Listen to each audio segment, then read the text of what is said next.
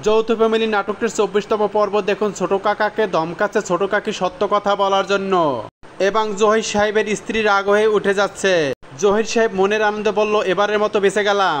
এদিকে তনুর হবু শ্বশুর বসে বসে হিসাব করতে আছে।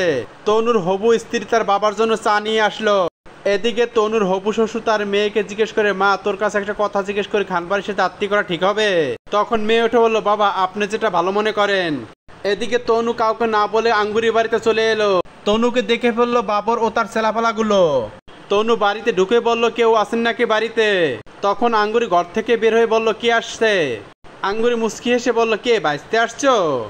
তখন তনু বলল, হ্যাঁ ফুপু আমি আসছি, আপনার মোবাইলে ছোট কাকার ভিডিও আছে, মোবাইল নিতে আসছি। তখন আঙ্গুরি উঠে বলল, বাঁচতে মোবাইলের দাম 5 লাখ। এদিকে বাবরের চামচাটা তনুকে দেখে ফেলে আঙ্গুরির সাথে কথা বলতে, তখন সে বাবরকে ফোন করে। তখন বাবর বলল, থাক ওখানে, আমি চলে আসতে আছি।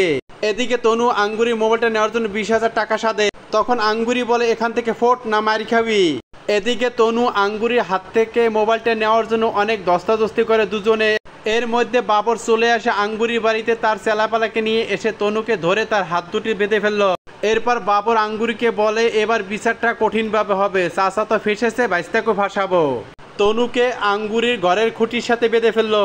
এদিকে চেয়ারম্যান তনুর বড় কাকাকে ফোন করলো, বলল তোমার বাইস্তাকে নিয়ে বিকেলে বড় ধরনের সালিশি হবে।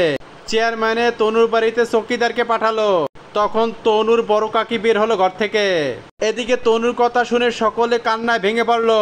এদিকে সোহাগ গেল ছোট কাকার দোকানে, ছোট কাকা কিছু শুনেছ? তখন বলল, চলো তনুকে সারাতে যাবো আঙ্গুরির বাড়িতে। এদিকে ছোট কাকার দোকানের কর্মচারী বললে, সোহাগ ভাই চলুন তনুর কাছে আমি যাব, আমাকে নিয়ে চলো। এদিকে চেয়ারম্যান আঙ্গুরি বাড়িতে এসে তনুকে শাসাচ্ছে। এদিকে আঙ্গুরি বাড়িতে সোহাগ ও তার ছোট কাকা চলে আসলো। এদিকে সোহাগের কথা না শুনে তনু চলে আসে। তখন তনু মাপ চাচ্ছে কেঁদে কেঁদে সোহাগের কাছে। তখন সোহাগ বলল, তনু থাক, আমরা সকলে বিকালে আসবো। এদিকে তনুর মা তনুর জন্য বসে বসে কান্না শুরু করলো। তনুর জন্য আঙ্গুরি খাবার নিয়ে আসলো। এদিকে বাবরের চেলাপেলারা আঙ্গুরিকে বলতে আছে, আঙ্গুরি আপা তনুর সাথে ফিসফিস করে কি বলতে আছেন? তখন বলল, যা বাটা, তোর খাবার লাগবে না, আমরা খাবো। এদিকে সোহাগ বাবরের মেয়ের সাথে গোপনে দেখা করতে আসছে। বাবরের মেয়ে সোহাগকে বলল, তুমি এখানে আসছো কেন? এদিকে সোহাগ বাবরের মেয়েকে বলল, আমার কাকাতো ভাই তনুর যদি কিছু হয় আমি তোমার বাবাকে ছাড়বো না।